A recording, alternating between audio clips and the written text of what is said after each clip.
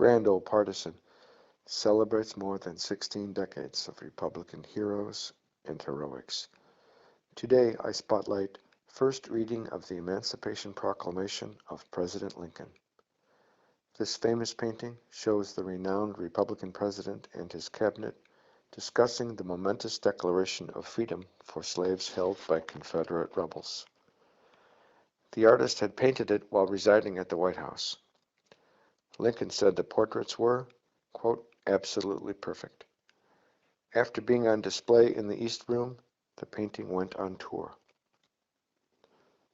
Representative James Garfield introduced a resolution by which it was accepted as a gift.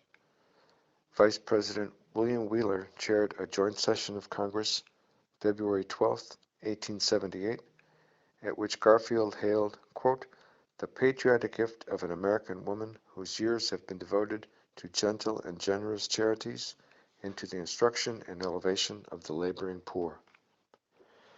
This future president called abolishing slavery, quote, the third great act in the history of America, after the discovery of the continent and the Declaration of Independence.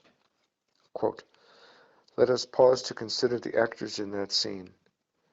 In force of character, in thoroughness and breadth of culture, in experience of public affairs, and in national reputation, the cabinet that sat around that council board has had no superior, perhaps no equal in our history.